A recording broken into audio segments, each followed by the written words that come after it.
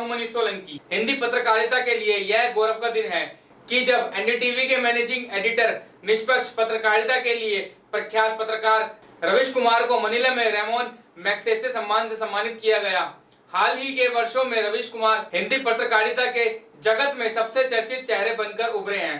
उनको भेजी गई छोटी से छोटी जानकारी भी एक बड़ी खबर बन जाती है और उस पर न्याय मिलना भी आसान हो जाता है। सोशल मीडिया पर भी रविश कुमार के करोड़ों फैंस बन चुके हैं। सोशल मीडिया पर उनको सबसे ज्यादा फॉलो किया जाता है। उनके भाषणों की तारीफ दुनिया भर में की जाती है। भारतीय संविधान एवं भारत रत्न बाबा साहेब डॉक्टर भीमराव अंबेडकर के विचारों पर बेबाक टिप्पणी पर आने वाले उनके प्रोग्राम एनडीटीवी के दर्शकों का दिल जीत लेते हैं। दलित समाज के महापुरुषों के विषय एवं दलितों पर अत्याचारों की सबसे पहले खबर एनडीटीवी पर रविश कुमार द्वारा ही बताई और दिखाई जाती है। ऐसा ही कुछ खुलासे उन्होंने मनीला में मिले उन्हें रेमोन मैग्सेसे सम्मान समारोह के मिलने के दौरान मंच से किए।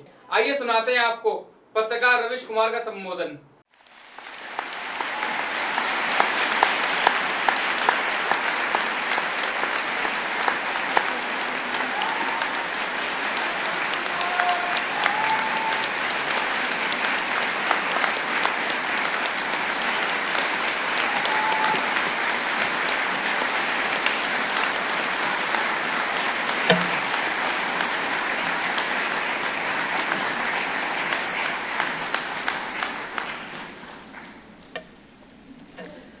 Ravish Kumar of India will now deliver his response.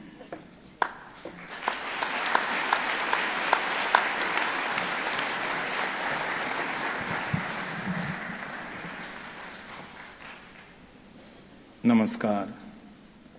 Vice President of the Philippines, Maria Leonor Robredo. Former President Fidel V. Ramos, trustees of the Ramon Magsaysay Award Foundation, distinguished guests, members of the Megsese family, fellow awardees, ladies and gentlemen.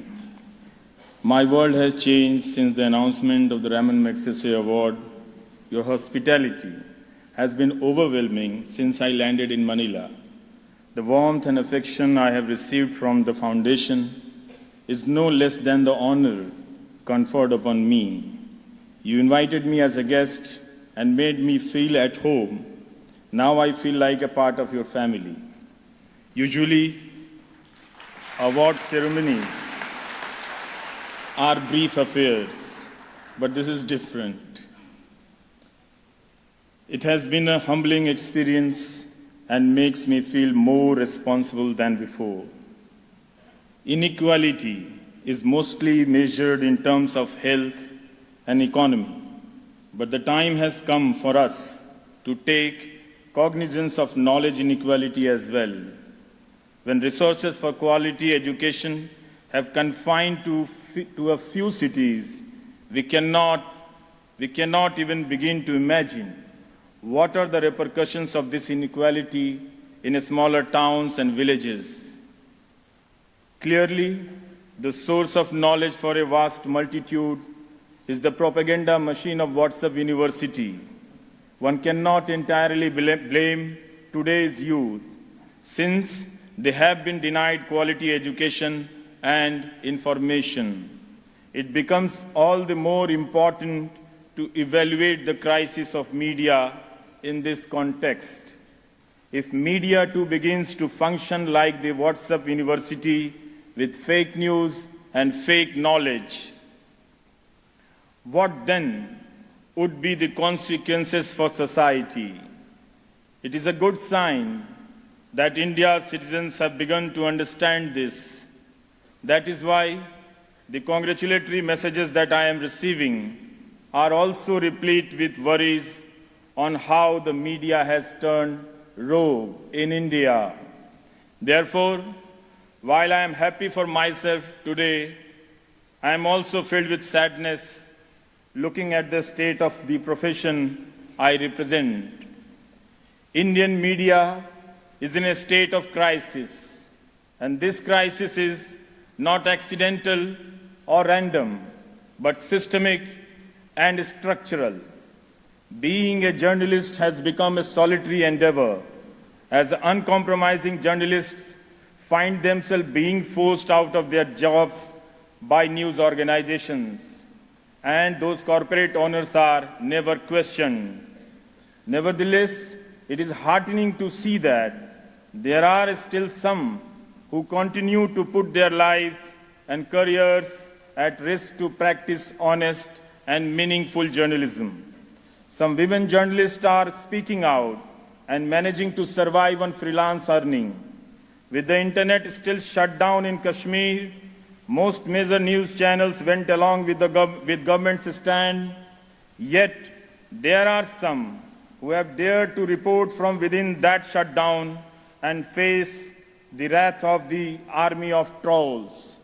While institutional journalism is facing a crisis, individual journalists are struggling to survive and question authority.